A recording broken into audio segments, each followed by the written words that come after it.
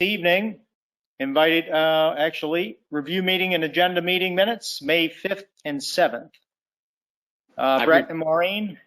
Yeah, I reviewed the 5th and the 7th, both of them, and they look okay to me. They both look all right to me also. Okay, very good. I will take a motion. I make a motion to approve the minutes from May 5th and May 7th. Aye, Brett Simus. Aye, Maureen Dwinell. And Stephen Metellian, aye.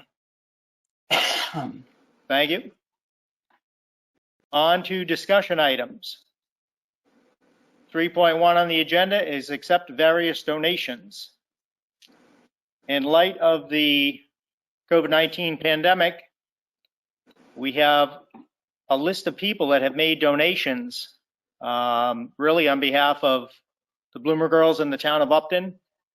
I believe it's just under 40 people, and just around $2,500 has been donated to the neighbor to neighbor effort and to just residents in need and just goodwill, you know, from resident to resident, really. So Brett and Maureen, any questions or comments? No, just want to thank them for all their hard work and their donations. Hard work of Janice and everyone that has to do with helping out. Yes, I agree. I don't want to read through all the names, but it's quite an impressive list, and again, very generous to those residents.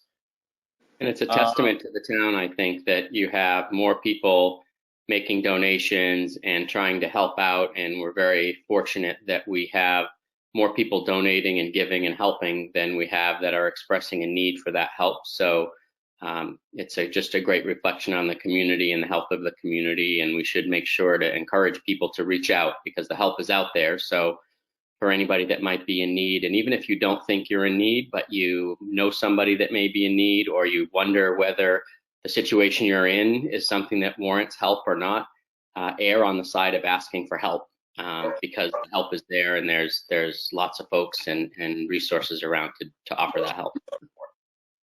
But this is great stuff. Yeah, that's well stated. I've talked to a few residents that I feel should reach out and ask for help, and their opinion has been, well, there's got to be someone else out there that needs it more than I do. Yeah. And again, I think it speaks to the generosity of the people in town. So thank you to all of them.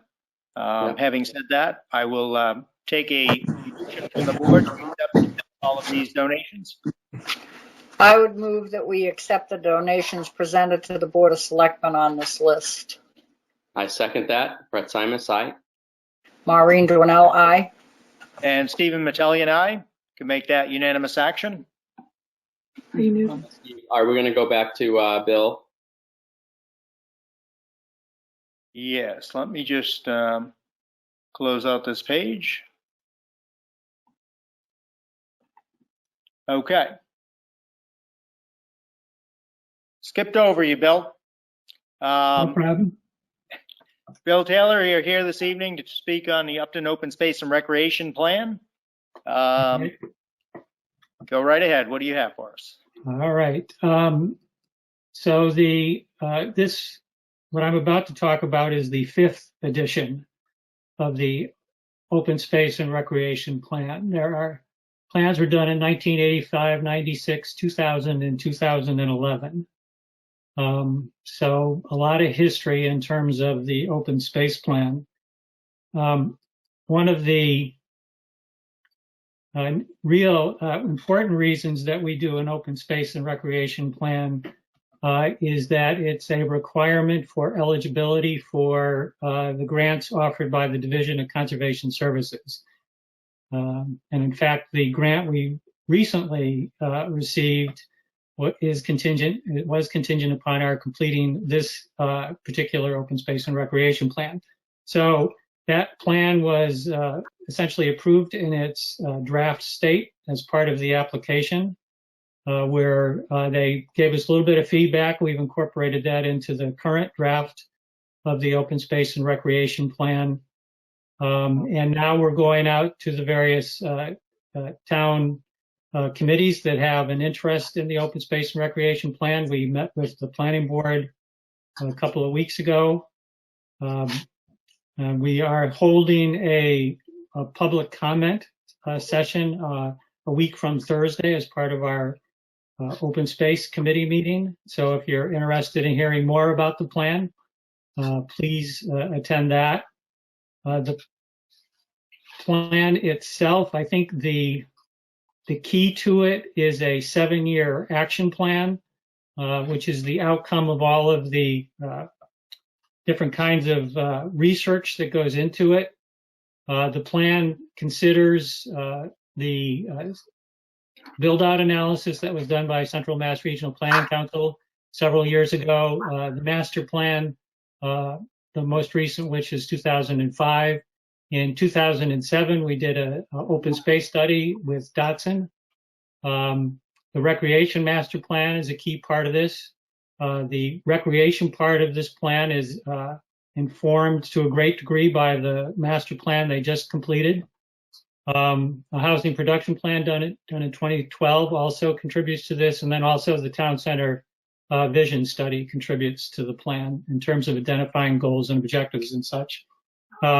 We also did, in connection with this particular plan, a townwide survey. We included a survey with the this year's census. So I think there were about 2,900 surveys mailed out, 29, 27, I forget exact. I do know that the response was about 900. And so the results of that, which told us a lot about what people wanted, what they were using, why they weren't using, the open space recreation facilities. So in any case, I will speak a little bit to that.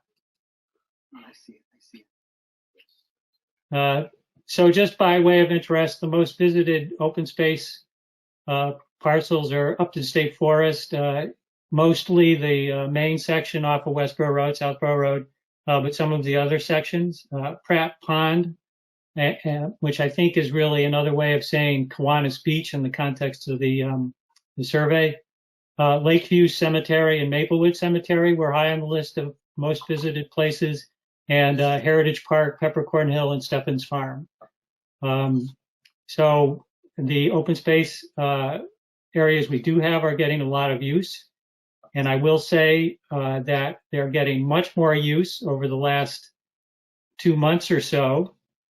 In fact, one of the deterrents to using open space, which the second most cited reason was lack of time after ticks.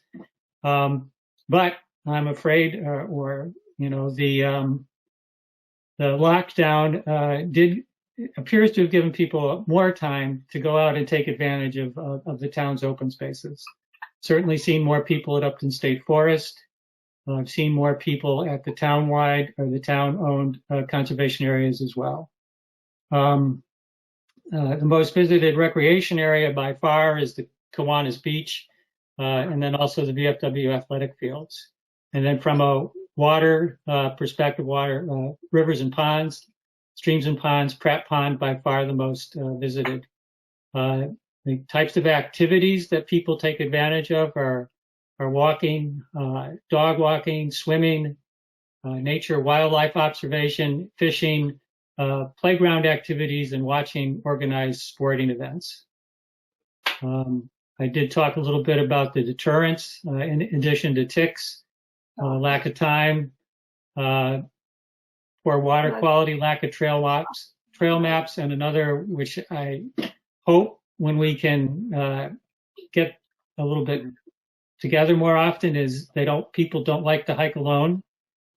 So I'm hoping over time we can have group hikes. One of the questions we did ask is how many people were in favor of more acquisitions, and roughly 60% of those that were of the entire population responded they're interested. Out of the people that responded either yes or no, it was closer to 75%. Some of the improvements that people thought we could make were the creation of a town-wide loop trail, better trail signage, more trails, a trail guidebook, and I think we talked about this before, there's interest in a dog park. The ratings of the town recreation areas was excellent and good by a majority, a vast majority. And one thing that was a little disappointing was about 2/3 of the respondents had not visited the Recreation Commission's or open space websites. I think we can do a little bit better there. About 20% have attended Friends of Upton State Forest or open space events.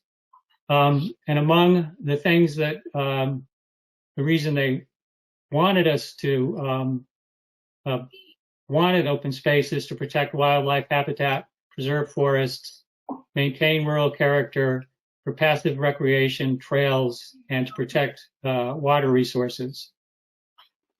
So essentially all of that got boiled down to an action plan that centered around open space preservation, stewardship of conservation land and other open space parcels, environmental education, wetland protection, watershed water quality protection, and recreation.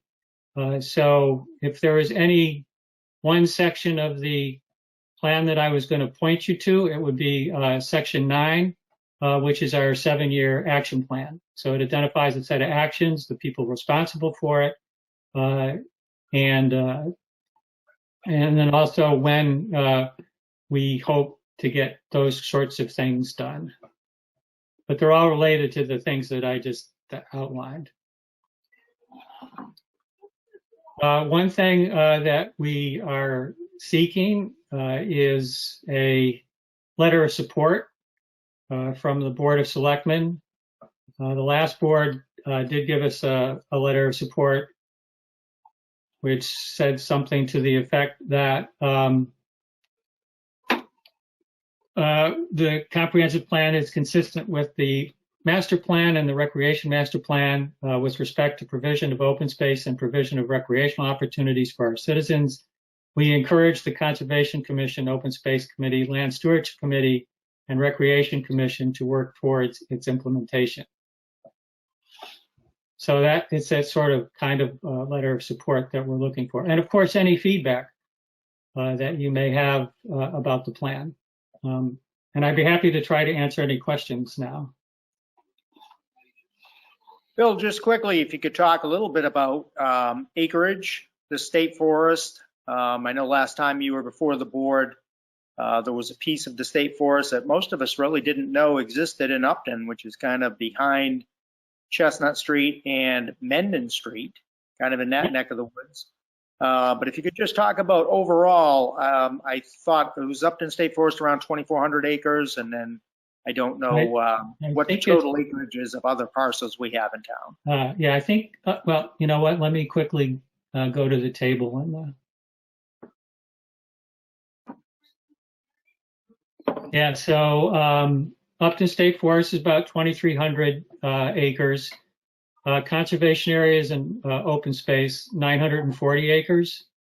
Land trusts and other nonprofit organizations, 318 acres. There is some private land, which is protected by conservation restrictions, permanently protected by conservation restrictions, 193 acres. And then the Army Corps of Engineers has some land, 64 acres, and then other towns own some land. So that's protected open space of about just over 4,000 acres. And if we look at the Mass Audubon tracks open space by county and community. And so for Worcester County, the overall percent protected is 23%. And in Upton, we have protected about 29%.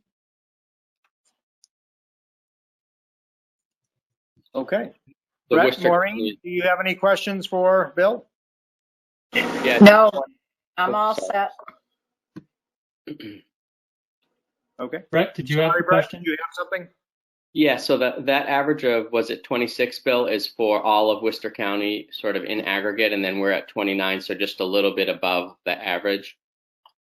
Yes, I would actually have to go back and be absolutely sure that it was apples to apples. The 29% is everything that I had just read off. Yeah. And it's entirely possible that some of that does not get captured in the Mass Audubon. So our percentage is probably somewhere between 20 and 29 on a Mass Audubon perspective. Mike? Yeah, I want to just jump in. It's Mike Penko. Bill kind of said exactly right. You're not comparing apples to apples with the Mass Audubon numbers and the open space calculation that we have for Upton.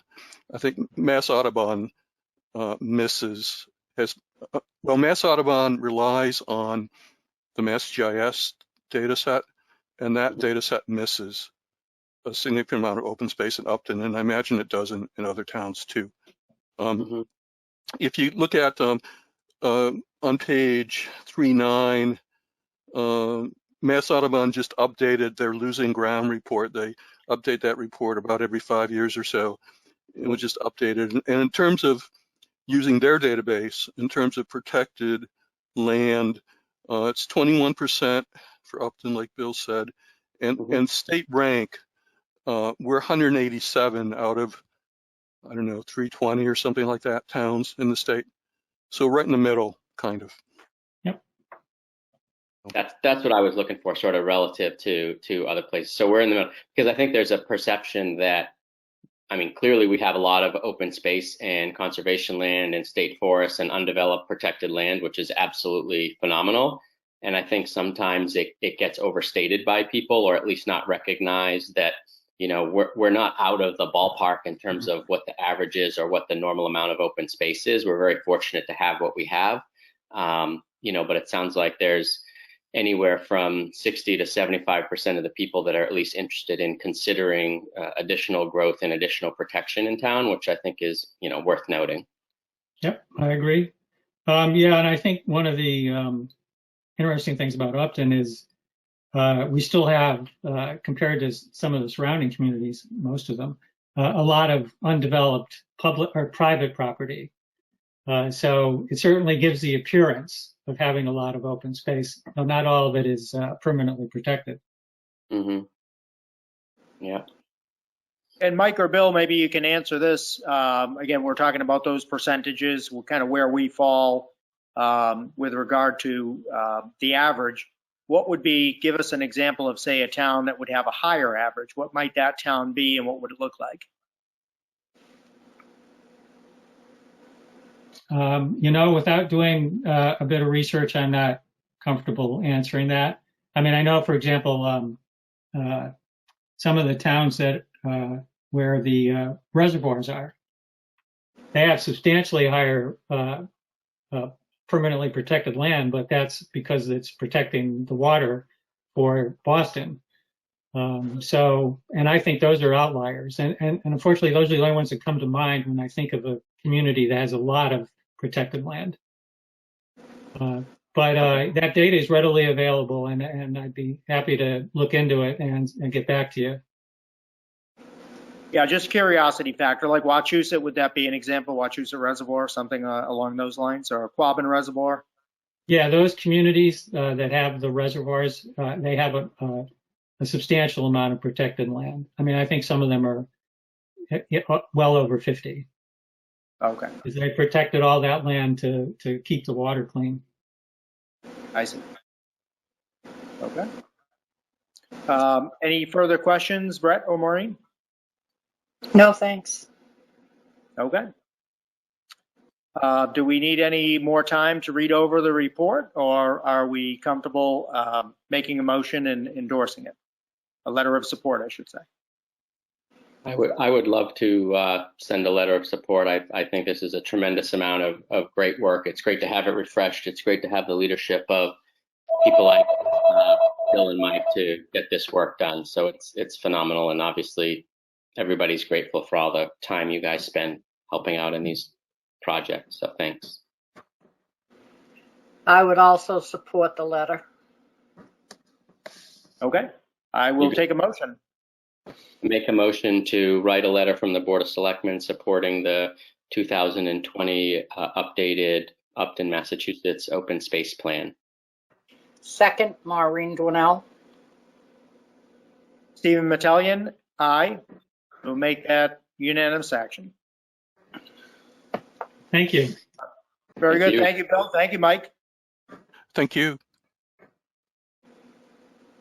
Okay, on to discussion item 3.2, discuss town center RFP committee charge. Derek, you want to talk about this for just a minute in respect, I see David, you're on here as well. Talk a little bit about, I guess, maybe a little background, Derek, as far as we went out, the RFP. We did have quite a few developers and architects look at the project, but we did not actually have any interest or any bids on the parcel. Okay, thank you. Yes, so I'm doing a couple of things at once here. Just before I begin to talk about the recent RFP, I pulled up what David Ross had discussed with the RFP committee about changing its charge, just so the folks can read that while I talk. So regarding your questions, Chairman, as you know, the RFP committee was appointed last late summer, actually, and the committee met every 2 weeks for the better part of 6 months, really trying to understand the RFP itself, what other communities have done, what some of the best practices were. That culminated in the RFP that was, as you all know, was issued right around mid-February, and then ended on April 4th, I believe the date was. So we had a lot of interest. In fact, when we look at the number of engineering firms that had pulled the RFP itself, they have to register with the town, so we're very aware of who those firms are coming from, who they are. We had at least a dozen engineering design firms who had pulled the RFP. We had closer to 5 to 6 strip developers who would pull the RFP. Unfortunately, though, when the RFP closed, there were no respondents. And so at this point in time, the committee and myself had a meeting a couple of weeks ago, and it was decided by the committee that they would take a step back, go through that registration, and then reach out to those firms individually to ask them a series of questions to get a better sense of why there was no response. And you know, oftentimes when you don't have a response in RFPs, there's a lesson to be learned. Maybe our timeline was too short. Maybe the requirements were too strict. And so learning some of the reasons why there was no response may allow the committee to go back and then revise the RFP for reissuance down the road. Okay. And as it stands now, David Ross, I see you're on there. If you'd like to talk a little bit about, I see a kind of a draft in front of us. Maybe talk a little bit about what you're thinking as far as the RFP. Are you recommending at some point that it's reissued? And obviously the changes to the committee and the committee makeup. And then I guess the other thing I'm thinking is, you know, how is this going to affect the EDC? Yeah. Sorry, Dave. Just one quick question. I just want to be clear. Is the document that we're looking at the current charge or the proposed charge? Because it looks like it's the old one. Yeah. So I can answer that. So I'll highlight the original charge. Is here in gray, and then beneath it. No, that's still the original. It's You gotta still go the page original. 2. Oh, all right. There we go. There we go. Thank you. It's kind of the format I have here. It almost looks like the second page is kind of the modified version. Yeah, correct. Thank you. Yeah, so as Derek said, the committee did put a lot of work into coming up with the RFP. We released that. We had a lot of positive feedback from different folks in town who work in those industries. We were excited to see the number of people that registered to quote unquote pull the RFP. But sadly, we received no follow-up questions. Nobody came to the site visit and responded. So we've been going out and trying to gather some feedback from these to find out why they didn't respond to the RFP. And we're still in that process. We don't have an answer for that yet. What we're hoping that the information we get back will tell us that we need to make what I would say minor tweaks. Maybe we need to change the line, or maybe we need to make some adjustments to, say, the design standards, and we don't have to make a major substantive change, which would take us away from the vision. If that's the case, most likely we would look to reissue the RFP with those changes made in the coming months. So I think that's the first question you had, Mr. Chairman, was we do plan to reissue the RFP, assuming it doesn't require a lot of change from where we are, because we think it currently captures the vision pretty well. But one of the concerns we do have is that people are going to come back and say, you know, economically, this makes a lot of sense with all the questions going on. I know 25% unemployment. We don't know if we're going to enter a recession. And if that's the case, there's going to be no point in reissuing it right away. Yet we have a group of individuals who are very interested in seeing the vision voted for downtown continue to move forward.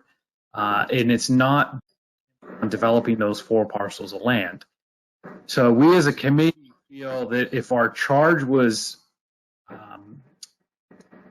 to really include a scope of enacting the entire vision into that center business district, and to kind of overseeing and shepherding that process, that we continue to drive forward, making changes over the next couple of years until the economic presents in the right situation for a reissuance of the RFP. And some of those areas working on are pedestrian safety. We could improve signage in the district, working with Mass Highway on the redevelopment of 40. All these different types of things that could be happening downtown that right now the town meeting want to do this, but we don't really have an owner for it. It probably falls under the Board of Selectmen to be doing that, whereas we would be serving as the board's subcommittee to do that work.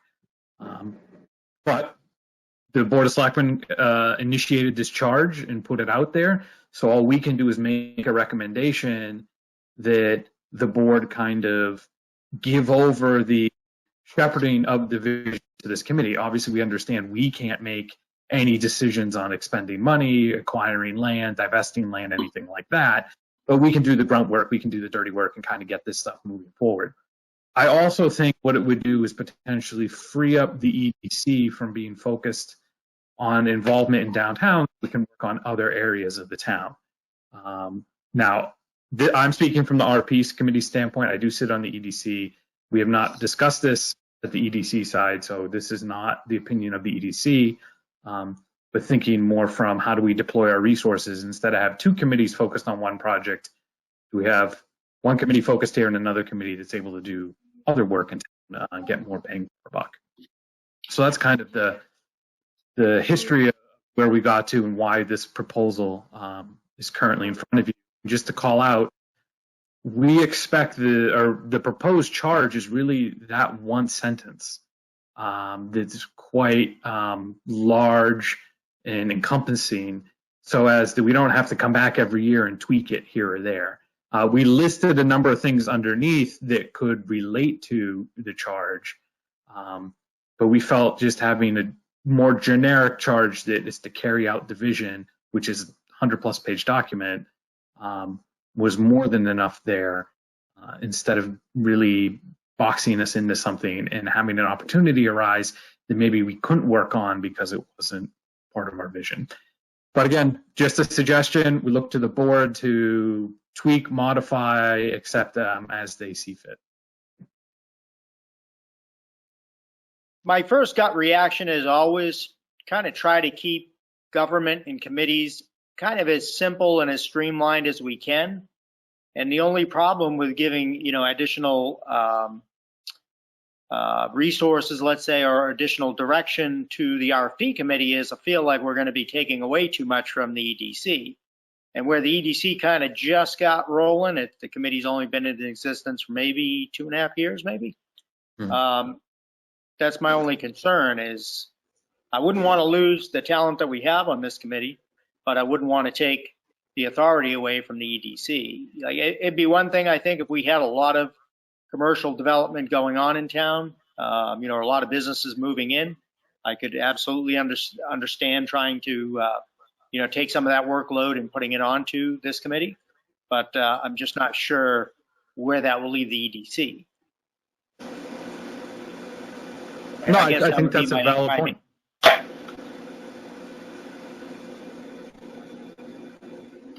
Go ahead. Yeah, I think that's a valid point, Mr. Chairman. The EDC has been working on the economic development plan for the town with CMRPC. We received a grant to do that work, trying to identify other projects within the town that could be worked on, and whether it's in West Upton or if it's along Hopkinton Road or if it's down 140 in the Walker Drive area.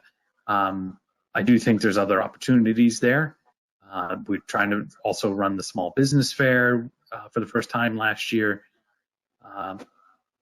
But I think that's a valid question, and it save the talent on the RFP committee to use at the same time potentially upset or lose the talent you have on the EDC, right? It's a balancing act there.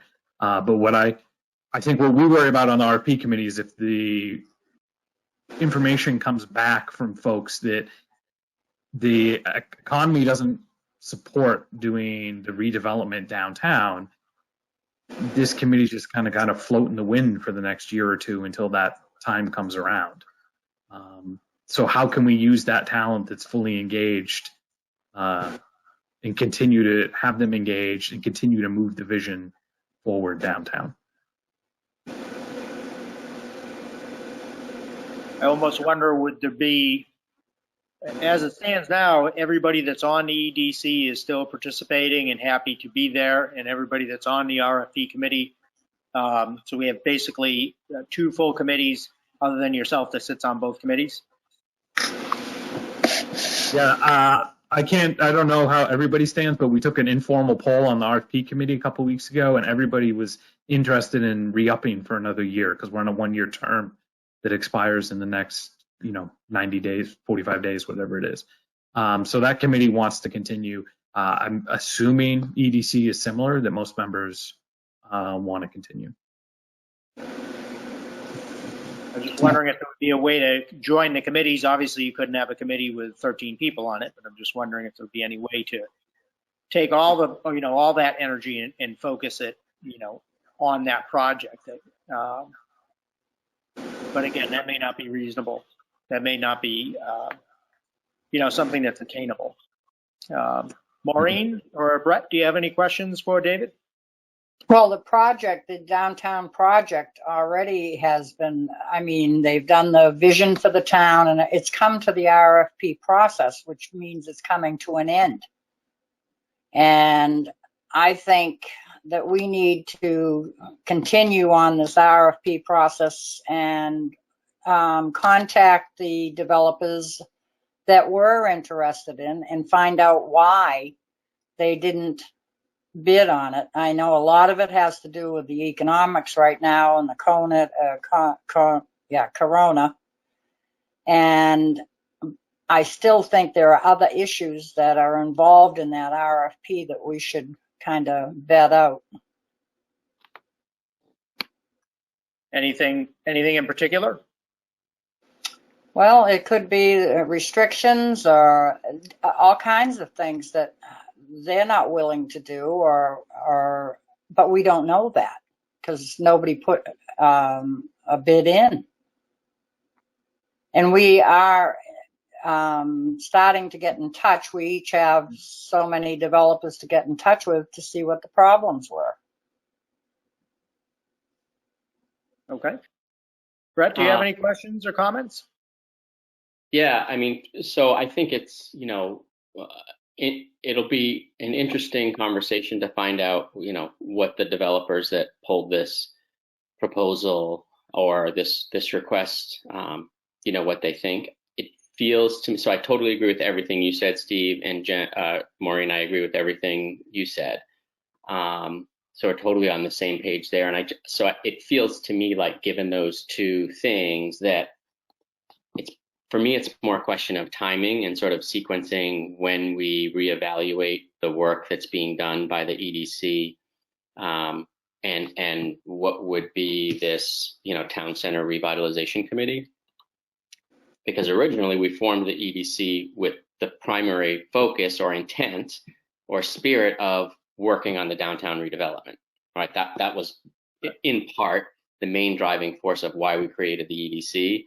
And then that grew into looking at townwide opportunities, which is great, and it should. And that's sort of the secondary intent of that group was, hey, if we're going to be doing this, let's look across the entire town.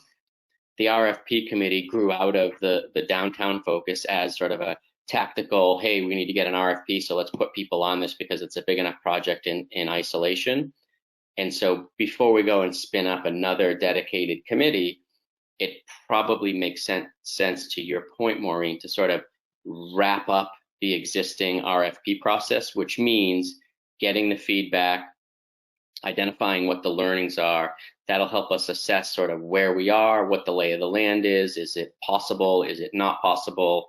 Are there, what are the issues? Because I think that knowing those issues and having the RFP committee come back to us with a clear set of insights as to the current process would help to identify the direction going forward. And my fear is if we reorganize and create a new charge and do that now, that we're just going to sort of scatter and lose focus on the task at hand, which is trying to figure out how we can get an RFP or a proposal drawn up. What if we kept the same committee and reappointed them for another year? Oh, yeah, I mean, absolutely. I think we need to have the RFP committee continue that. So, I mean, that process has to be completed. Right, and by completed, it's exactly what both of you just talked about, which is let's find out, what's right, what's wrong, what does that feedback look like? Is it design standards? Is it, the timeline of when it needs to be completed by? Who knows what it may be?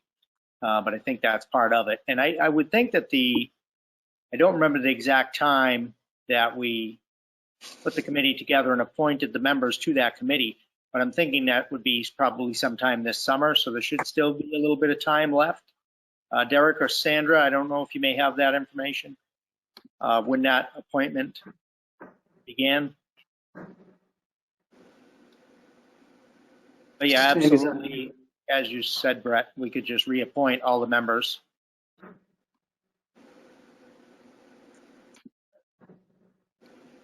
Sandy, did you know the exact date? I was thinking August of last summer. I'll check the minutes. I don't know off the top of my head, but I can check my files. But they would be appointed through June of this year. All appointments would run through June. So everybody is up for reappointment. Mm-hmm. Yeah, and so we could do the reappointment, get the feedback, and then consider a revision to the charge once we have that feedback. And frankly, I'd love to get a shared proposal or perspective from both the EDC and the Town Center Revitalization Committee. I'm not sure that we need to have two full committees working on that. My fear would be that, we have a lot of people talking and not a lot getting done. I know the EDC has been busy and doing a lot of research and trying to identify opportunities. We haven't gotten an updated report from them in a while, so I'd be curious to see sort of what it is they've been up to, where they're focusing, and what their opportunities are that they see. do the same thing with the town center revitalization group or the current RFP committee, and sort of bring everybody together and figure out what to do next versus jumping headlong into this. So. Right. We could almost do it as a workshop with the Board of Selectmen, all three committees post and really have a workshop session where we could throw out some ideas and see where we really stand. And maybe when we do that, hopefully by that point in time, we'll have some intel as far as, why we had no respondents to the RFP. Mm-hmm.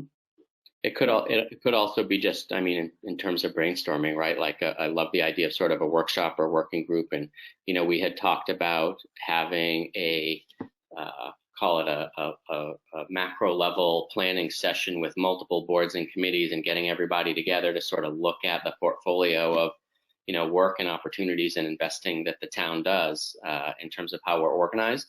And maybe this is an agenda item for that conversation to say, let's look across the entire town. Let's look at all the boards and committees and opportunities.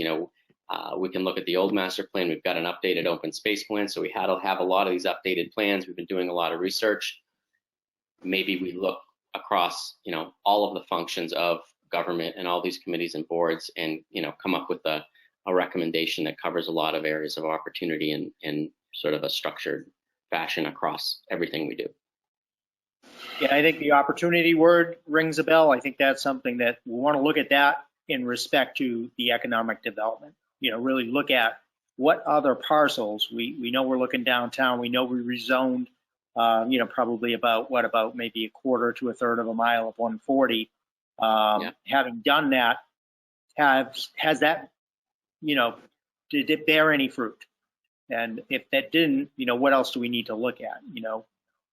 Further up 140 to the south, or maybe look in the opposite direction and look north. See if there's anything that can be done in that area that we could, try to promote. But I don't know if anybody has any other comments they'd like to make. Otherwise, I think we could pick this up again. Maybe in the early.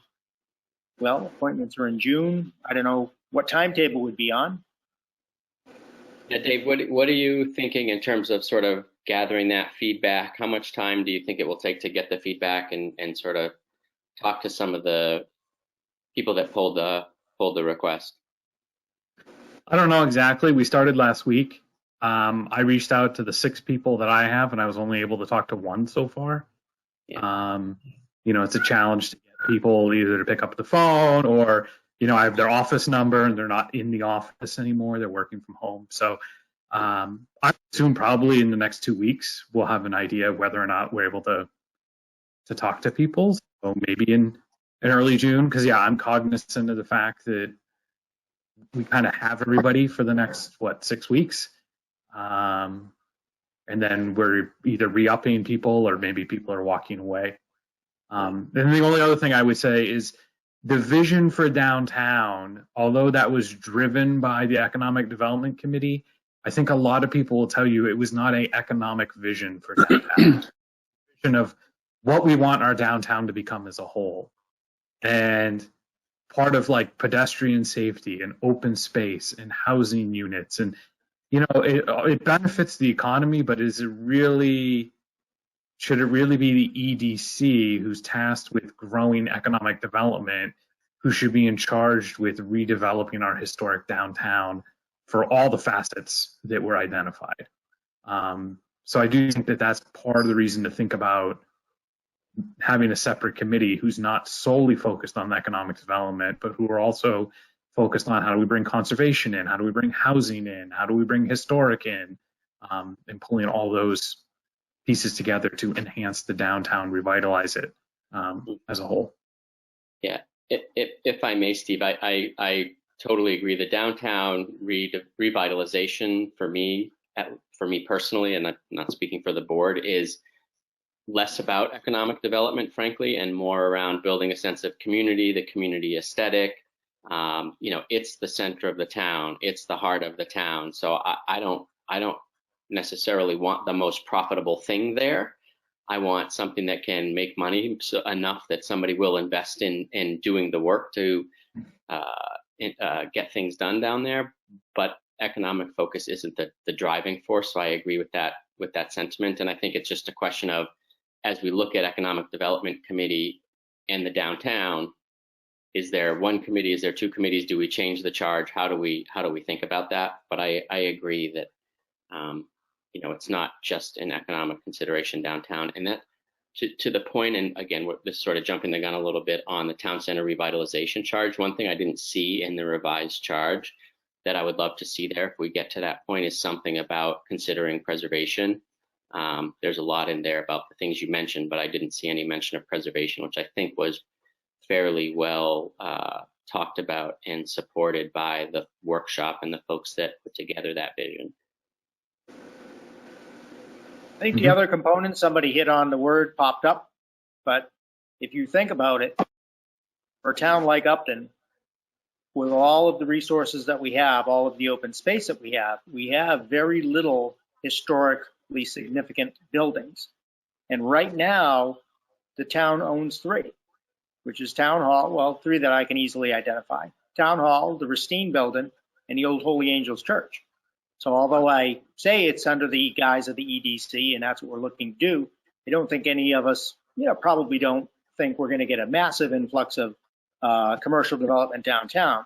What we really have to be super careful of, I always look at, is those 2 buildings. If you lose those 2 buildings, that's all you have for historical buildings that the town of Upton actually owns. Yeah. So that's, to me, is the trickiest part of weaving, trying to weave all this together. And, it's going to be tough. Again, we're going to end up sitting with probably 16 of us sitting together trying to figure out, what makes the most sense. It's a great point about those buildings. Just looking at the open space plan where it talked about Holy Angels and United Parish being built in the same year in 1848, like we're coming up on 200 years old, and you're not going to replace those buildings. You're not going to get that back, to your point, Steve. So it's a great lens to put on this as well. Yep. That historical is it's a tough one to quantify. Anyways, all right, well, very good. Any other comments, or otherwise we can move on to the next agenda item? David, did you have anything else? No, that was it. I mean, thanks for at least starting the discussion, and we'll continue to gather feedback from folks who pulled it, and hopefully we can get together next month and review that. Very good. Thank you. Thank you. Thank you, David. All right. We're on to discussion item 3.3, discuss future BOS meeting dates. Derek, I'll kick this over to you if you want to. I should take a moment to just grab my phone and pop open my calendar here. Great, thank you. So, as you know, summer months are ahead of us, but before we get there, we have a lot of business that we need to take care of in the month of June. So we thought we could do a little bit of pre-planning to kind of schedule when we're going to come together, both in June, then July, and then potentially August, if we could see that far out. We're scheduled to meet on June 2nd, but then we're going to have a lull in the month because we have town election, which is on a Tuesday, which is June 16th. And then the following Tuesday, we have another event, a town meeting on June 23rd. So I just kind of wanted to try to plan this out a little bit because we're going to have a lot of business ahead of us as we try to close out the books for the end of the fiscal year.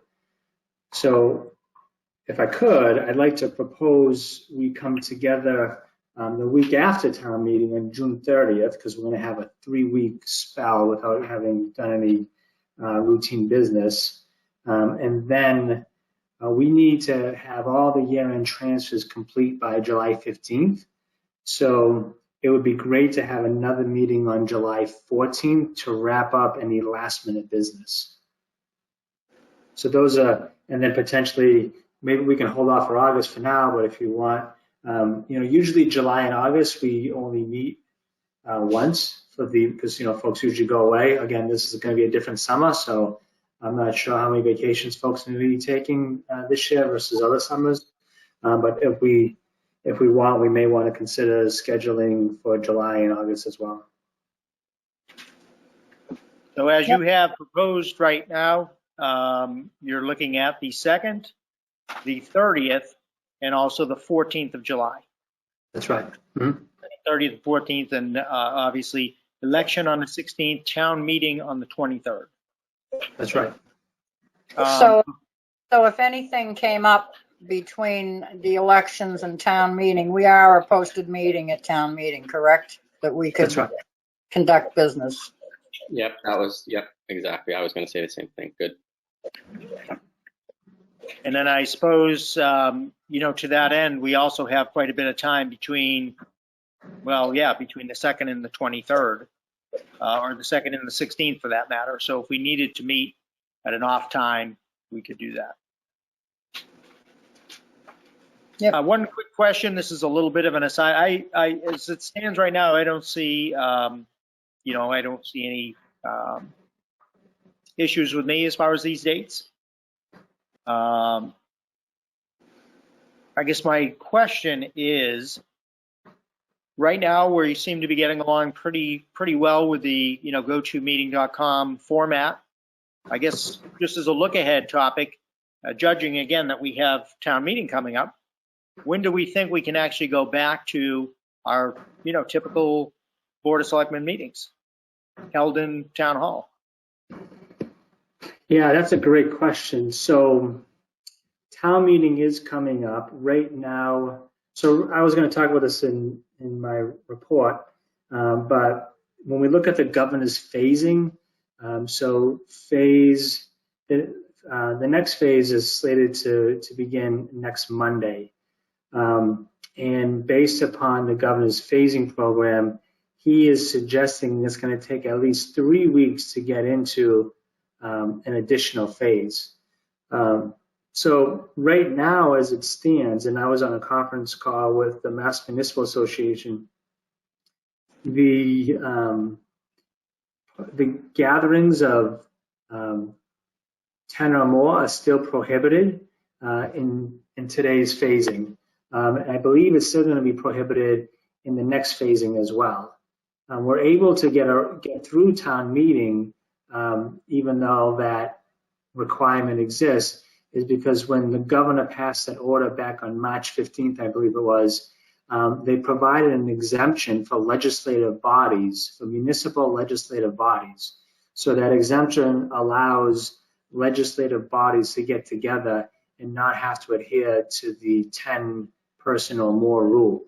So that's why we're able to do town meeting. So to answer your question, I think we're going to be at least a couple more months out before we could physically come together with 10 more individuals. Now, certainly, if we held a Board of Selectmen meeting and there was less than 10 people, that would be allowable as long as we maintain social distancing.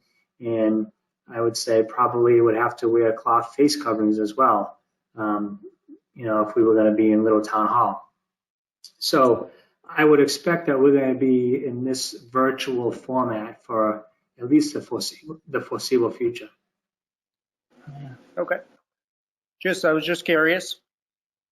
Took a little time out of your manager's report by addressing that at this point. All right. So having said that, Brett or Maureen, did you have anything else you wanted to ask in regard to those particular dates? Second, well, again, we'll be posted on the 23rd, and of course the 30th and the 14th. I have no problems with those dates. Okay. And Brett? Yeah, those dates work, and I agree. I think we should at least, pencil in potentially additional meetings in July and August. I expect that we're going to be in a unique position over the next 6 months, certainly between now and special town meeting, and I expect probably for the next 12 months of having a lot of rolling up of our sleeves to do in terms of figuring out budgets and spending and revenue and planning. Like, there's going to be a lot going on. Turkey. Right. I'd be supportive of penciling in dates for July and August. What's the cat's name? That's what I want to know. That's Buddy. Hey, buddy. He weighs about 30 pounds. Hey, buddy looks pretty huge. It's awesome. Don't put on the buddy's bad side. Living high off the hog at the farm, right? Yeah. That's right. Maureen. So yeah, so I'm good. Okay. All right. So we'll go with those dates. And obviously, whatever changes. Hopefully we won't have, of course, we have the election. That may change some things. And we have the town meeting. Hopefully we're able to have the town meeting safely and well attended as well. So, all right. Next discussion item, 3.4, discussion on the annual town meeting warrant. And this is in respect to one of the warrant articles. Derek, if I could just pass this off to you, talk a little bit about this and the changes that we made a few years ago. And I think we have David Laper on the phone, do we? We do. If I could just spend 2 minutes before we get to that article, at our last meeting, we opened the warrant and closed it last week so that we could include what is now Article 2A, and you can see it here on your screen. So we made the adjustments. This is going to be ultimately with the motion, it's going to be a transfer from stabilization on the sum of $259,000 plus. So you'll see that there. This was something that we didn't have the exact number when we met last week, but those numbers have been plugged in there, as you can see.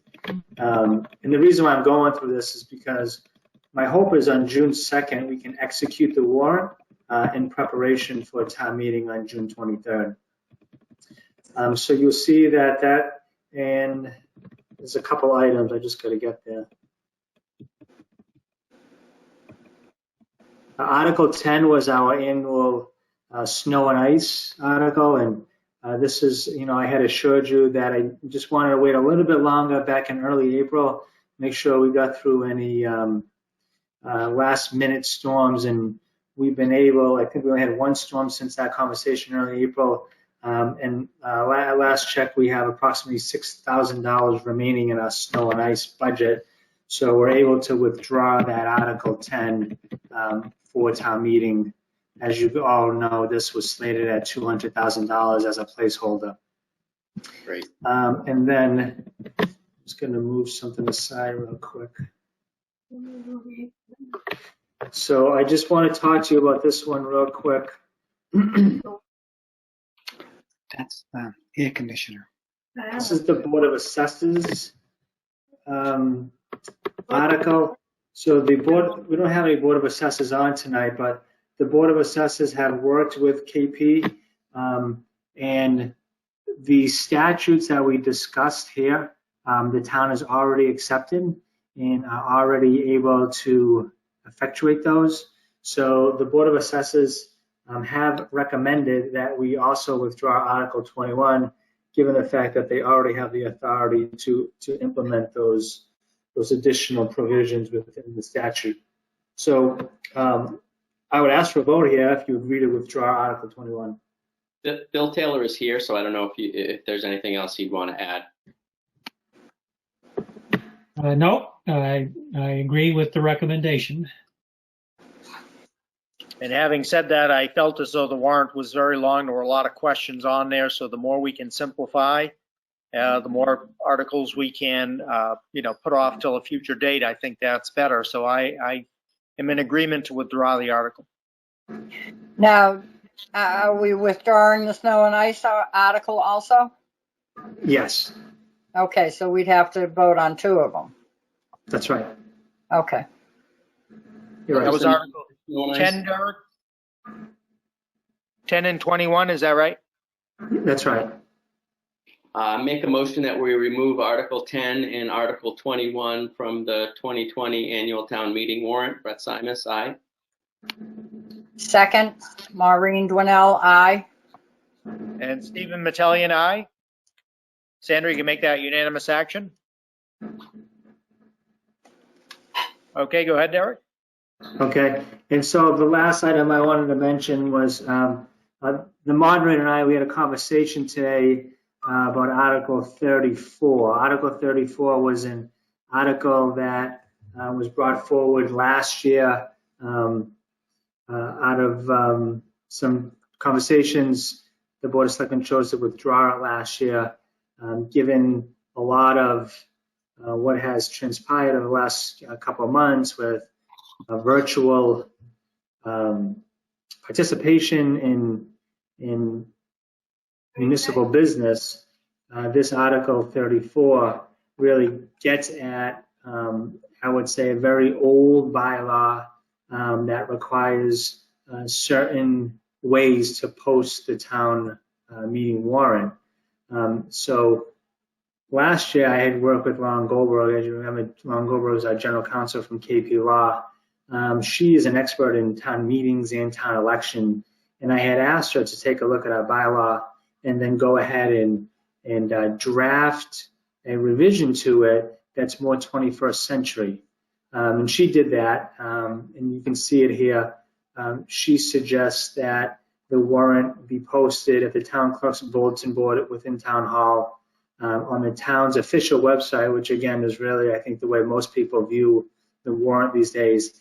And then lastly, in any other manner in which the Board of Selectmen deems appropriate.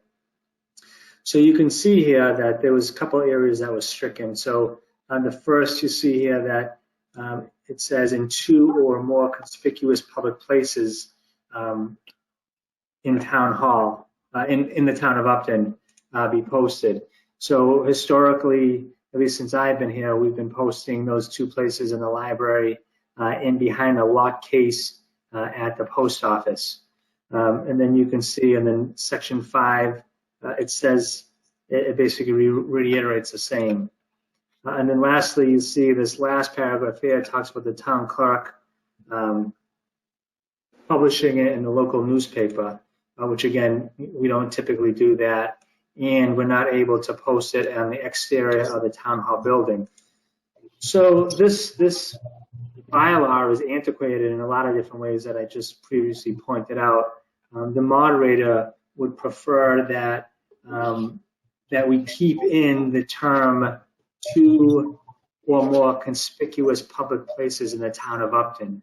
He's here, so he can certainly speak for himself, but he's concerned that if we don't keep that specific language in there, we would then lose sight of that requirement, and that someday, in years to come, we would no longer be posting in public places here in Upton. So I'll end there pending any questions. Okay. Brett or Maureen, do you have any questions for Derek? And then I'm assuming David Laper's on the phone, so I will listen to his testimony. Sure. I mean, I don't particularly have any questions. I think just a comment, as this came up last year, and we asked for council's help in creating an updated version of this bylaw. I think what's here is pretty straightforward, and I would just remind folks that the majority of folks in town that are interested in town meeting have access to the internet, and I know not everybody does. There's certain demographics that may not. I would argue that most do. Certainly the vast majority of people do. And having the warrant also available in the town hall for folks that don't have access or online access is, in my opinion, sufficient. We know in hearing from the postmaster in Upton that in all the years that she's worked in the Upton post office, there has never been one occurrence of someone requesting to view the warrant in the cabinet in the post office. And I'm sure something similar would be said if we polled the folks at the library. I just don't think people in this day and age, regardless of their demographic, think, hey, I'm interested in what's going on in this year's town meeting. I should go to the post office or to the library. They think I should go to the town website or I should call the town hall or I should go to the town hall. So I think what we have in here reflects the reality of what goes on in today's world. And I think to just add to what you said, Brett, email is so popular. And I know, again, there's a lot of older folks that are not comfortable, let's just say with websites and going on a computer or have access to the internet per se, but they may have access to email. And there's something that, the warrant can be emailed to people as well. So, I would Dave, also reiterate what both Brett and Steve has said, and that we need to come into the future here and agree with what KP Law has provided with us. I mean, especially, you look at that component about posting it in the newspaper. Right. I don't know how long it's been since we've actually taken the warrant. And, I'm assuming that would be Milford Daily News and sent that out and had the warrant in its entirety published.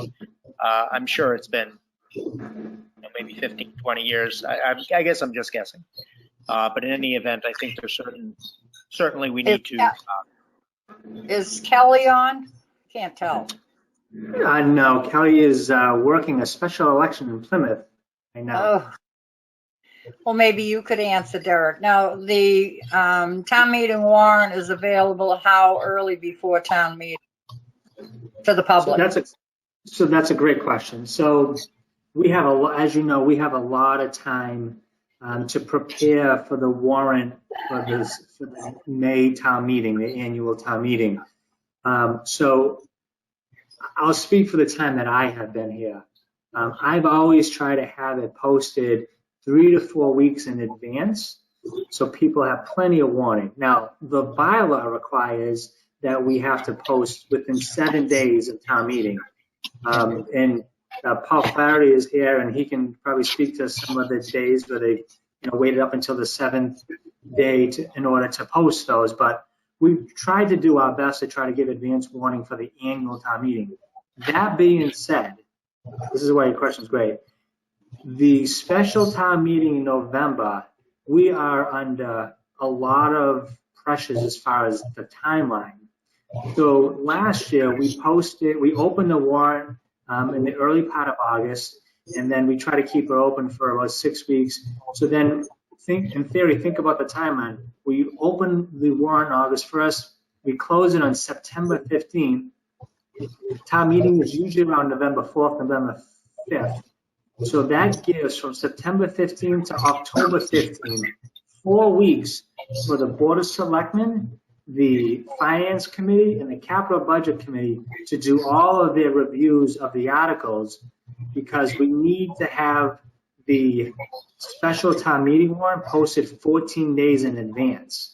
So it really puts us at a very tight timeline of the 2nd to 3rd week of October at the latest before we can post that. And that only gives the boards and committees 4-5 weeks tops to do their review.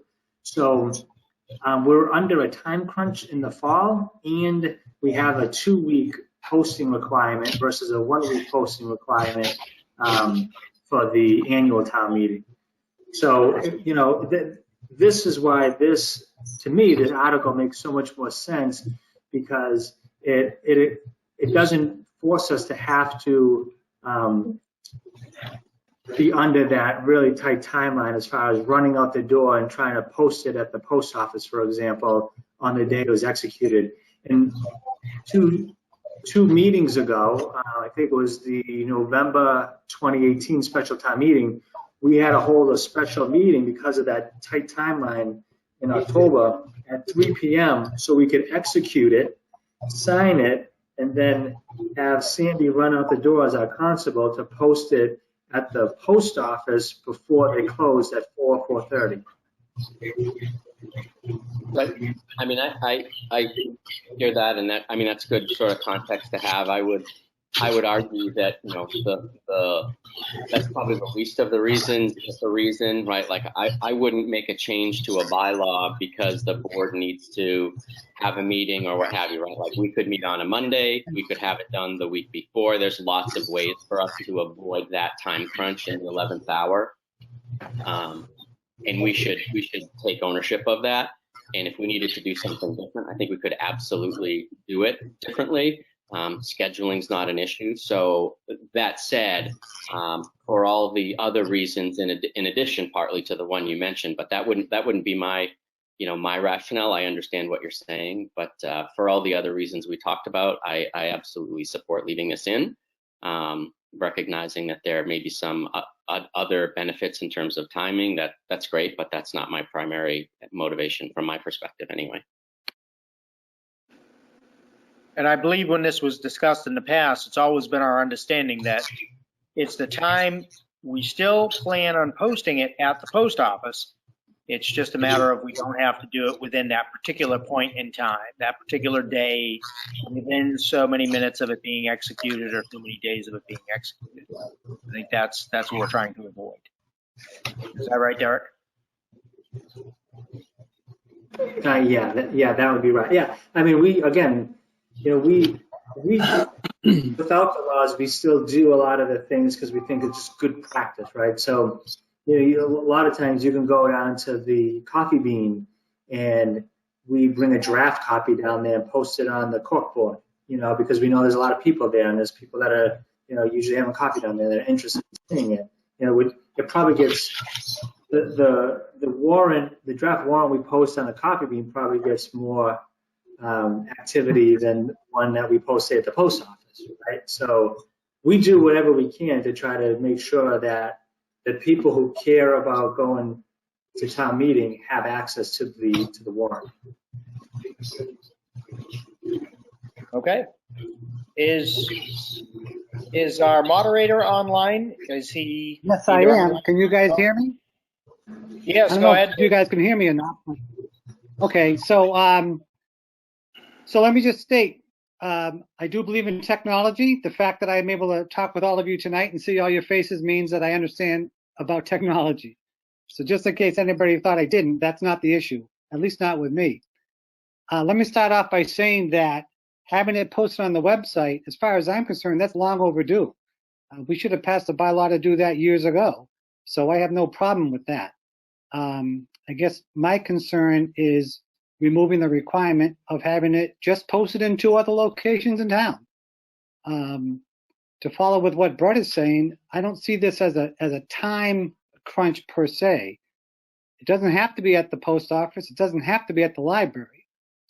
It could be anywhere that the town feels as if large numbers of people may congregate. Maybe you could do it at the high school or a business in town. So can you all hear me, by the way? Yes, I can hear you just fine. Go ahead. Okay, Yes. great, because I'm talking. Thank you very much. Okay. So again, never ever have I had a problem with putting it on the website. That's a great idea, and to require it to be there. I just don't see the issue with removing it from being posted elsewhere. It just seems like that's an unnecessary thing to do under the guise of saying, well, no one's ever going to see it anywhere else. Okay, maybe they don't see it at the library, maybe they don't see it at the post office. Well, then that means those aren't the best locations to put the other 2 postings. Put them somewhere where people might see them. So I guess I just feel as if to fix one thing doesn't mean we have to stop doing some other thing, okay? And while I believe that this year and maybe next year they'll still be posted in places, we all know over time when it gets difficult or it gets hard, eventually they probably won't get posted elsewhere. And I just think that's unnecessary. So I guess I feel pretty strongly that while it's a great idea to do it electronically, I totally agree with that. We don't have to also eliminate posting it in a couple of other locations in town. If the library and the post office aren't the right places to do it, then let's post them somewhere else. That's just how I feel. Now, David, all this time we've used those 2 other locations, the library and the post office. I believe so, yeah. I can't speak for the library, but as far as the post office, I glance over, I have a P.O. box there. I happen to see that it is hanging behind the glass. Right. If most of the people, and again, I don't want to guess to the percentages, but most of the people are either reviewing it online or reviewing it via email, or they're stopping in at the town hall and they're getting a hard copy of it. And the board and our town clerk and our executive assistant have said they're going to continue to post them in those two locations. And we know that they're not particularly viewed with great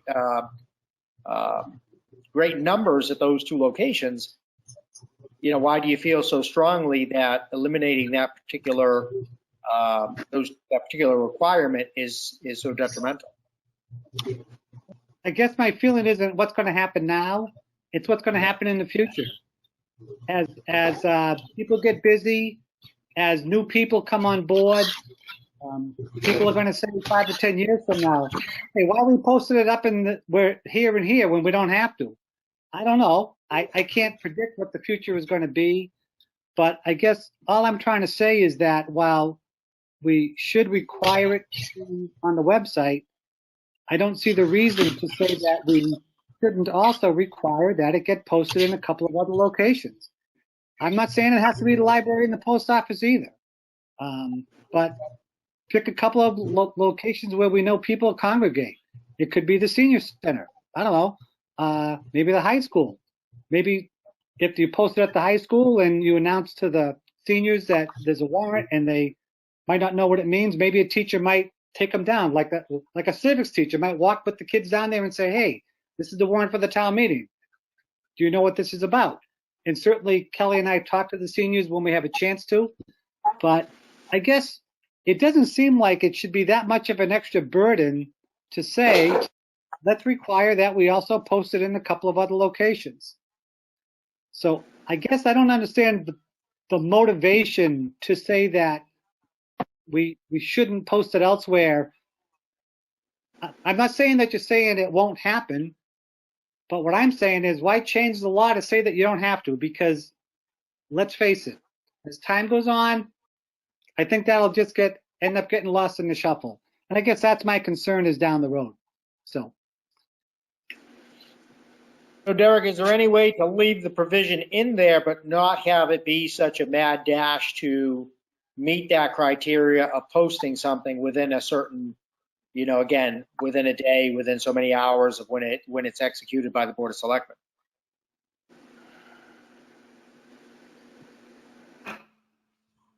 So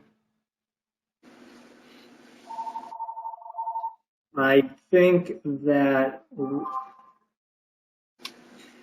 way it reads right now with where it allows the Board of Selectmen to deem it appropriate, then we would have greater flexibility than keeping it the way it currently reads, where it would just say in 2 or more conspicuous public places in the town of Upton. So I guess what I'm saying is, if I were to read this out the way I think the labor wants it, it would read, notices of every town meeting shall be given by posting copies of the warrant for such meeting on the town clerk's bulletin board at town hall, on the town's official website, and in 2 or more conspicuous public places in the town of Upton.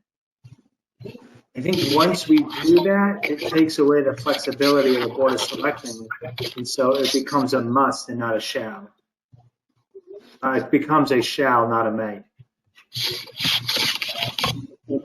Well, doesn't the section 4, the town clerk's bulletin board at town hall or the official website, in any other manner which the Board of Selectmen deems appropriate?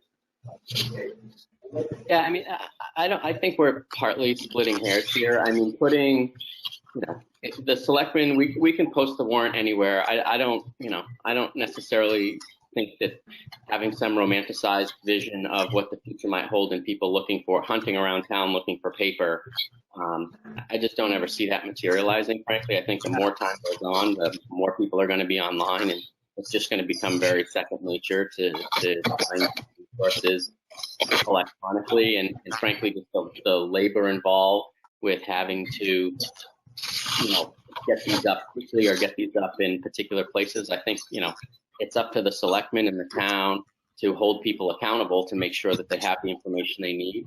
And if people don't think they have the information they need, then it's their job to make sure that they share that. And if there's a failure of government to get these documents out, to get them into the hands of the voters, then shame on us. That's our obligation, and we should be held to task on that. And I think also, this recommendation in this article is something that's just going to be put to the townspeople to vote on. So everybody's welcome to show up at town meeting and share their perspective and opinions. And if the majority of people in town think it's an important thing to have the paper posted, then we'll change it. I mean, that's why they get to vote. Steve, could I? I have a question too. Okay. Go ahead, Paul. Did I hear you? You Throw your did. hand in the air. Are you there? You did. Okay. The issue of posting it, well, first off, this draft of this warrant has been on the website since the end of February, I believe, in one form or another. Generally, there's at least 2 or 3 articles, I would think, in the town crier leading up to time of town meeting. That paper goes supposedly to every house in the town. So I can't see the necessity of putting it in the post office where it is held behind a locked box.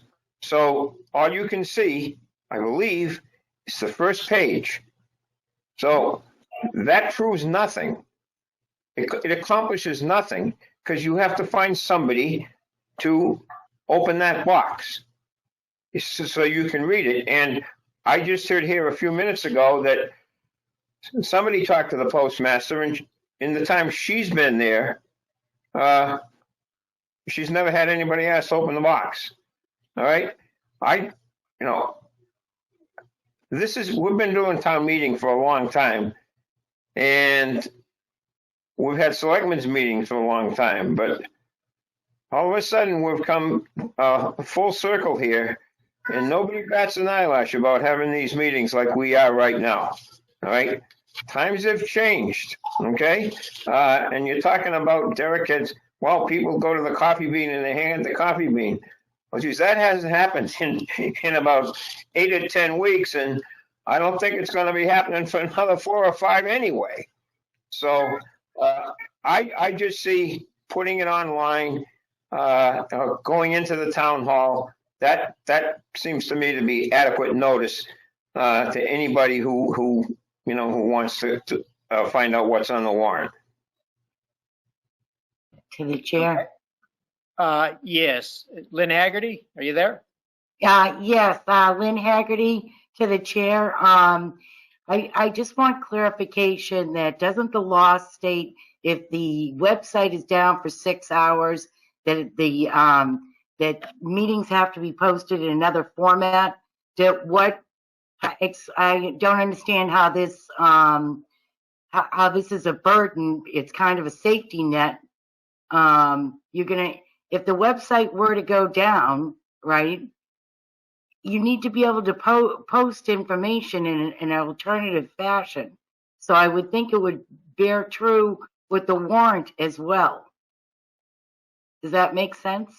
How does that, I'm trying to figure out how this cancels it out. I understand that, but then are we presuming that the website would be down for a week or down for what period of time are you considering that it would be down for? No, I'm just saying that's one part of the law that's a safety net. And then I just want to add to the fact that people that don't use the internet do go into say the post office so that the warrant is available, and then they see it's available there. That's their notification system, more or less, and then they go and pick it up at the town hall. I just I don't see what I don't know. I tend to agree with the moderator that we should have it in another location as well. We should have it in enough locations that the people, get to see it, to keep them involved. I don't know. That's all I want to say. Thank you. Yes. Yeah. Let me say, I absolutely believe that although it is not viewed and although people don't ask to actually take it out from behind the glass and read it, I feel it's very important to post it because I think it does draw people's attention to it. So to post the warrant at the post office, post it at the library, I think is a good practice. Now we're just getting down to, again, kind of splitting hairs as far as, may or shall. As a board member, I should hope, or I would, reiterate, to all town hall staff that I would still like to see the warrant posted in those two locations. However, modifying the bylaw, I don't see a problem with that either. So it's really a matter of, do you trust the board and do you trust that, our town hall staff is going to do the right thing and post those documents in those other locations as we have done for the last, whatever that number is, 10, 20 years, maybe it's longer than that, those two locations, maybe it's 50 years, I don't know. But again, I guess that's, Brett, Maureen, what are your thoughts on that? As far as once this is stricken, are you still of the opinion that it should be posted in those two locations? I mean, I agree No. on all. I agree on all fronts. Frankly, if it helps, I can make copies and post more of them around town, right? Like, I don't see why we can't post them at the library, the school, the historical commission, the churches, the Coffee Bean, the restaurants. Like the more we put it out there, the better. I'm all for sharing and communicating and getting information out. And I think to be held to a couple of words on I agree with you, Steve. Yeah, I think it's tricky. I think that the intention is there. I know, speaking for this board, I feel I can say that confidently that the board wants to make sure that everybody has access to it. It's even like, let's just say the community bulletin board that is on, adjacent to the parking lot. You would almost say, okay, well, there's a spot you could post it. But does it make sense? Would anybody actually view it there? I don't know. Typically there's some reminder notices of that sort that are on that community bulletin board. But again, we could probably post it there as well, but I'm just not so sure that anybody would actually look to that location to view the warrant.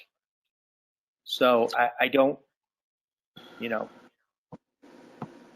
I guess at this point in time, we're not going to, just to wrap this up, we are not actually going to execute the warrant until the 2nd of June. So I think at this point, why don't we, I don't think my board members probably want to change this article as it's written anyways, but why don't we just pick this conversation up again on June 2nd? We'll be discussing the whole warrant one more time, or one more pass through. And why don't we go ahead, if we can beat this up a little bit more at that particular date and finish this up. I think that makes the most sense at this point, because again, we have to revisit it one way or the other. We have to execute the warrant June 2nd. So I think it would probably make the most sense to pick it up again at that point in time. Do you see any more changes to the warrant? Maureen, are you asking me or are you asking Derek? Or You, Steve. Do you see any more changes, or do you, Derek, see any more changes to the warrant? I don't anticipate any. And June 2nd was the date we chose to close the warrant? To execute the warrant. We've closed the date. We need to execute it. And, I think it'd be, for myself anyways, I'd like to get the final hard copy of it, read through it one more time. And I think at that point in time, we'll execute it again. That will be our next meeting, which will be in 2 weeks. So we would actually have to close the warrant tonight then, and then execute it on June 2nd, correct? It's already been closed, right, Derek? The warrant's closed. The warrant's closed. We only opened it for a few days to draft that. I believe it's Article 2A, was it, Derek? That's right. Right, which would basically is the funding source for the school. That was we only opened it for those period. I forget if it was 5 days, Eric. I can't exactly remember. 3 days. Yeah, I think it was for about a week. We opened it for a week. Okay. Okay. Steve, do you see anything changing, or is there something in there that you're particularly looking at? No, not in particular. Just trying to stay on our schedule, our linear time schedule. How about yourself? Do you see anything? Yeah, nope. I just wanted to check and see if there's something we should be thinking about. Great. Nope, I'm good. Okay. Yeah, I don't foresee, I mean, unless some emergency came up and we needed to reopen call another meeting, reopen the warrant for a period of time, if we needed to modify something, whether it be a bylaw or dollar value or something like that. I think that's the only thing that I could foresee, the foreseeable change that may come up. That's a good Unforeseeable, I should say, really. Yeah, there's a little flexibility. It's good. Yeah.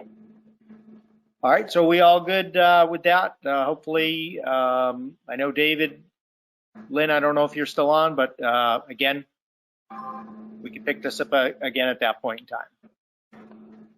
All right, so having said that, we can move on to 4.0, which is recognition. Does anybody, Brett, Maureen, do you have anything under recognition? No. Nope. Okay. Town manager's report. Derek? What do you have? Okay, I'm going to give you a report. I just want to try to bring something up if I can. Okay. So I have a number of things I want to talk about tonight. A lot has gone on since the last time we met, but some small updates. As I reported at the last meeting, 6 Main Street has been demoed. The contractor went ahead and then had graded it and then seeded the property. But then the day of, we had a vicious rainstorm, and you can see there's a lot of big stones that popped. The DPW, I spoke to Dennis Westgate, they're going to go in there and they're going to regrade the entire property, make it smooth, reseed it, and then they're going to clean up some of the landscaping so that it's going to be more of a park. We hope once the grass grows in to be more like a park-like atmosphere over there. So right now you look at it, it looks in kind of poor condition as far as the grading. So the DPW is going to do that hopefully this week, if not this week, weather permitting next week. I posted the sequence of events for Memorial Day, which is coming up, and this is very important because this is the last time we're going to meet prior to Memorial Day. Per the board's instruction to me, I met with the VFW about 2 weeks ago now, and they really wanted to honor those who had gone before us at the cemeteries with what they typically do when they have the members of the VFW. They fall in, they say a prayer, and then they have they play taps. So those events are going to begin. I posted the schedule here, beginning at Lakeview Cemetery at 8 a.m. And then they'll do the same at the Maplewood Cemetery at 2 different grave sites. They'll move on to 9 a.m. to the old burial ground to again do the same sequence of events. And then they will end, you'll see here at the Town Common. And you'll see the lineup here at Town Common. So again, because we're really trying to hold true to the governor's order of not having more than 9 people in one gathering spot, we're not encouraging folks from the public to attend the event. But what we're going to do is we're going to hold those sequence of events virtually. So individuals who want to be a part of it can dial in just like we're dialing into this meeting right now and can witness the firing, the prayers, and the other types of events and the other things that are going to be said. And then we're going to have Glenn Fowler, who's going to also videotape it, and he's going to post that on the government channel as well.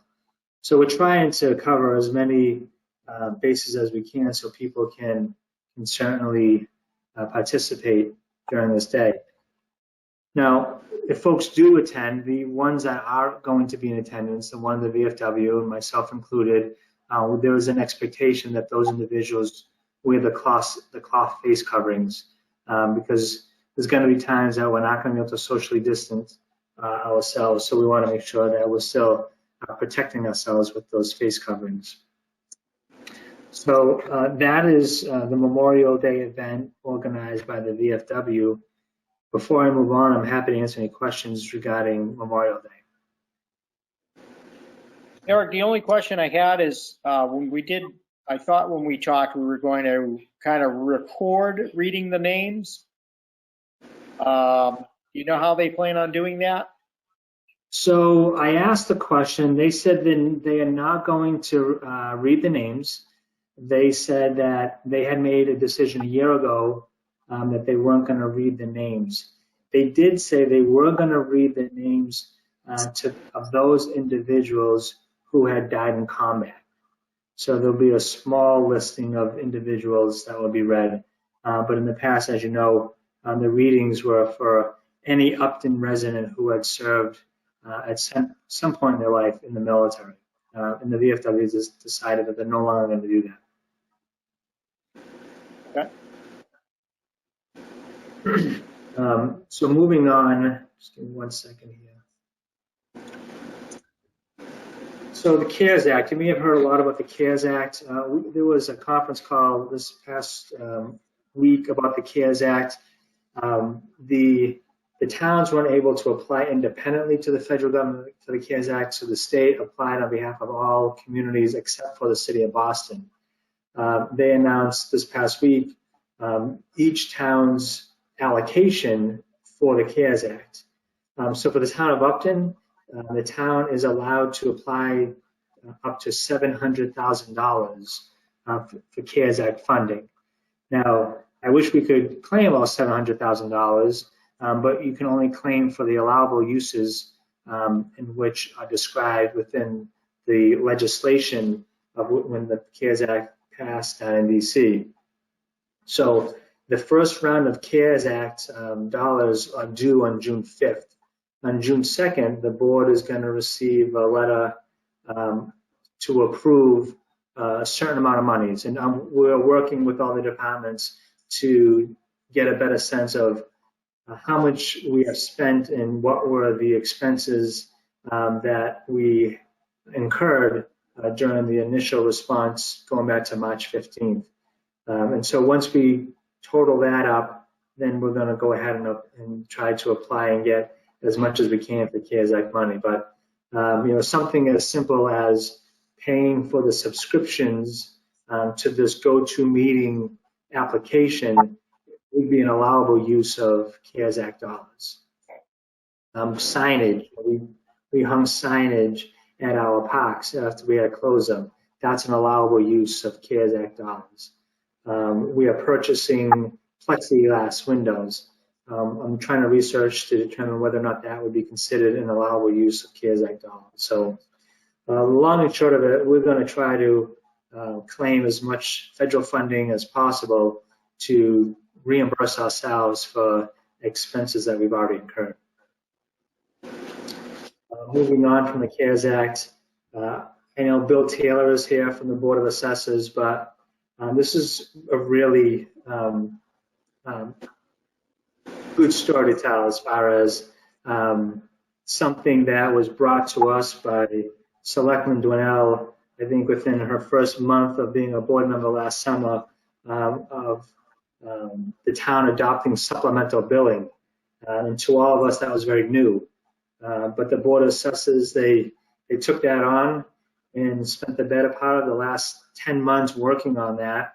And Tracy, our department assistant for the Board of Assessors, I think really took on the lion's share of that work and was happy to report this past week that they were able to bill for an additional $57,000 that would not have normally have been billed for if it were not for this supplemental billing program. So kudos to Tracy for all her hard work. Kudos to the Board of Assessors for really, digging deep and trying to understand this. And thank you to Selectman Donnell for bringing this to our attention, because it's something that we didn't have for before. So as Bill reported last year, I think, Bill, you had said that over the years we've had lost over $200,000 in lost revenue because of not having this program or more. This was, again, an opportunity to bring in additional revenues. Did you have something to say, Bill? Excuse me? Did you have something you wanted to say? I saw you turn your light on. Oh, no, I thought you were going to ask me a question, so I wanted to be prepared. Okay. So, yeah, I'll have to go back and check, but the $57,000 seems like that's pretty much what we had roughly what we'd originally forecast. So, yeah, that's good. So that's great work, and especially and I believe that is going. I thought I saw an email communication that's going to be put on the recap sheet as far as new growth at the end of this year. So again, we need every dollar that we possibly can. We are predicting cuts at the state level, so this additional $57,000 is going to go a long way. It really is. If we get an $80,000 rush, I'm projecting $80,000. This is going to cover over 50% of that. So good work by everybody at that end. I want to report a couple of things last time we met about town election and town meeting. So Kelly is not with us tonight because she has volunteered herself to be at a special election down in Plymouth today. They have a special election for a vacant state Senate seat. And because of what was going on with COVID-19, they could not get the election workers like they typically do. So the town of Plymouth put an all-call out there for volunteers of other town clerks to go in there and help the town of Plymouth. And so Kelly, out of the goodness of her heart, did it. But more importantly, she's going down there as like a fact-finding mission, seeing what they're doing as far as how they're holding their election and what lessons can we take back from how they held their state election and bring those back for our election on June 16th. So we're looking forward to hear from Kelly as to what she was able to observe during her 16-hour day down in Plymouth. As far as the town meeting preparation goes, Kelly led a team. John Johnson and Denise Smith went and they did a number of measurements at the high school. And so what they found, and actually the moderator was there as well. I don't know if he's left us already, but the moderator attended as well. And what they found was that with proper social distancing, they believe that we could hold upwards of about 100 people in the auditorium. They also did some measurements of the gymnasium, and they think that they could hold upwards of about 120 people in the gymnasium. The problem with the gymnasium is that we won't have any visuals. We will only have audios. So, and it'll be the end of June, and they don't have air conditioning in the gymnasium either. So for those reasons, I think it would make sense to continue to plan for a town meeting in the auditorium on the 23rd. That will provide proper audio visual like we've always had. That will provide air conditioning if it's a hot, humid evening. And we know we can get at least 100 people in there as well. Given the fact that we don't have an override ahead of us, we are projecting potentially not to have more than 100 people at that time. If we have more than 100 people, we're going to have to pivot quickly and then probably move everything to the gymnasium to accommodate up to 120 people.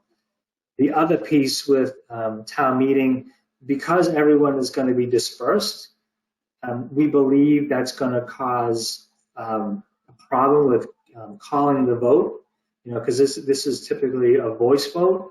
And so if everyone's dispersed, is that going to dull the voices? So we're also planning on red and green cards. And so we're going to ask town meeting members if it's a yay, hold up a green card. If it's a nay, hold up a red card. And we'll have individuals who'll be counting those each in specific locations of the auditorium. This way, we can get an exact understanding of what the true vote was.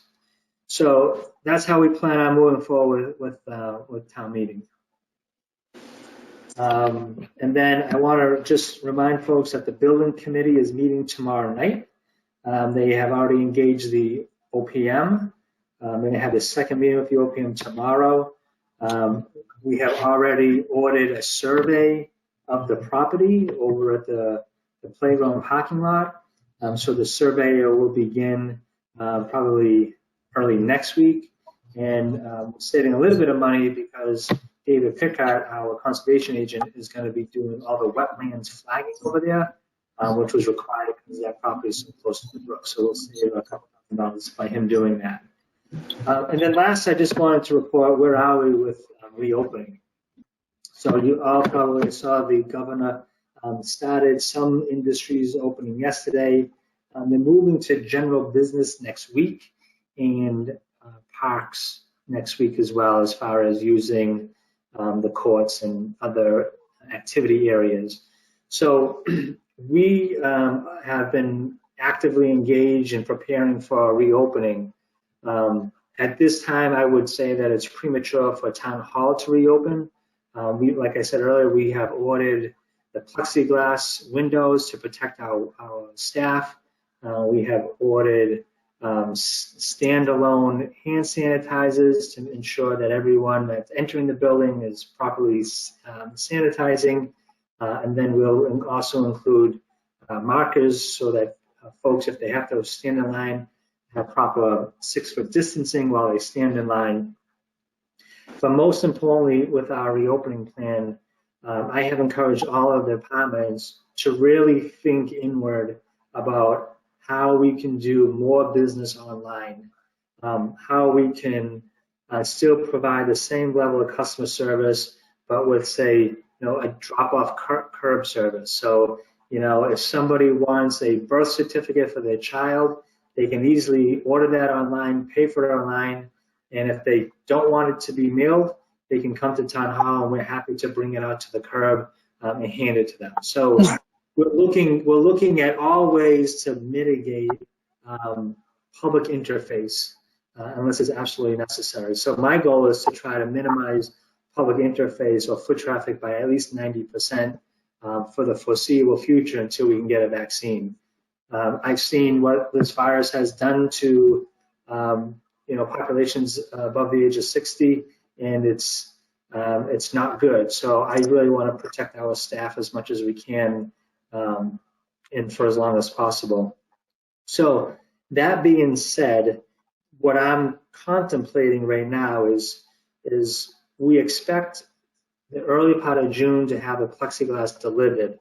So I'm expecting a soft opening potentially around June 8th, and then open the doors to the public around June 14th. That'll give us plenty of time to prepare. That'll give us plenty of time to put all of our protective measures in place, and it'll give us a little bit more time to make sure we have all our processes in place for electronic service delivery. And I can say all that because we've been acting remotely since March 15th for the most part, although many of us still continue to come to work because we all have our kind of shared office space, our singular office space, and it's not shared. So we've been able to socially distance. But we haven't had a complaint about customer service to date. And we feel like we're still delivering on the service needs of the residents, even in a remote manner. So I feel confident that we can continue this for a little bit longer until we have all those mitigation measures in place to make sure that our staff is appropriately protected. So that's my recommendation, and unless I hear otherwise, that's my intention on moving forward. Pending any questions, I'm finished. Okay, very good. Maureen or Brett, do you have any questions for Derek regarding his manager's report? No, very good, Derek.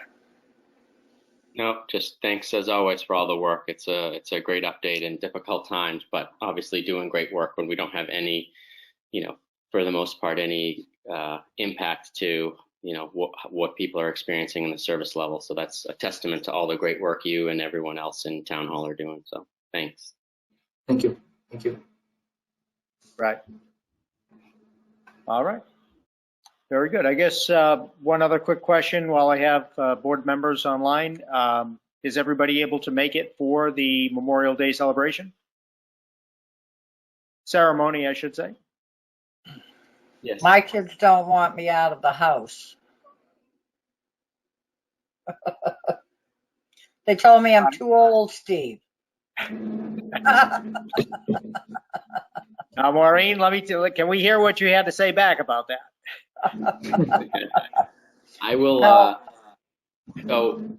So all kidding aside, I've got to obviously talk to Tiffany and just make sure. I'm sure it's fine, but I certainly would intend to go unless I'm tied down.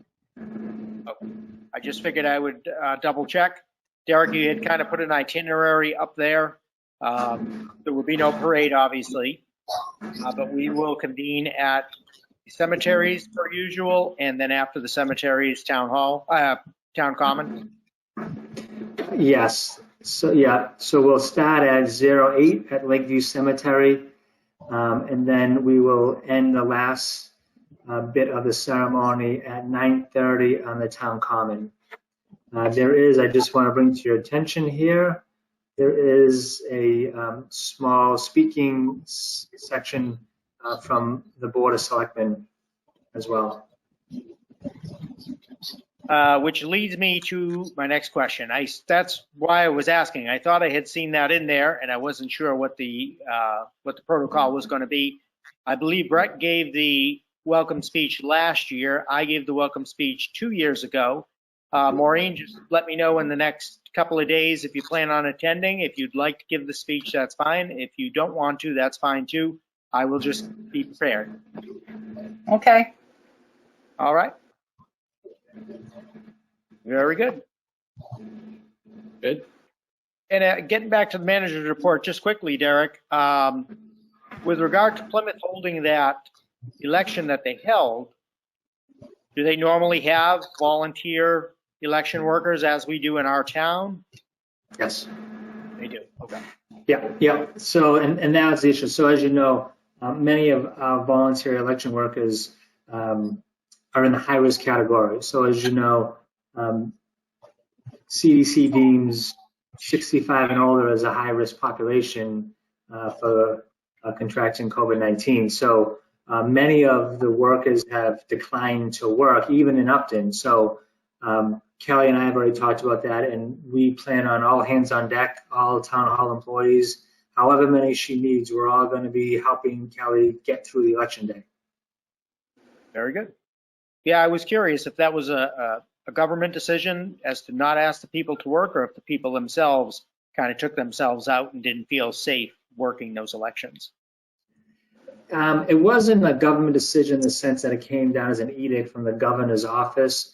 It's more or less understanding that this is definitely a high-risk population, and if you look at the death rate, the vast majority of individuals over age 65 are the ones attributed to high death rate. So, I think it's just good practice. And Kelly's already talked to her staff, have just said, listen, we can manage it this year. Stay home, stay safe, be healthy. You don't need to come out and risk yourself for this election. And that's where we all said we would step in and fill that void. Very good. Very good. And thank you to all those who are volunteering. All right. Any other questions? Okay. So we have new business. Does anyone have anything under new business? Brett, Maureen? No, nothing for me. Okay. The only thing I did just want to ask about, given the extraordinary circumstances, is how are you guys thinking about doing the reorg, or when should we time doing the reorg of the board? Well, normally it's after the election. Brett, were you asking me or were you asking Derek? I was thinking I guess I was just thinking we would do it after the election, depending on the results of the election, of course. Yeah, no, just making sure.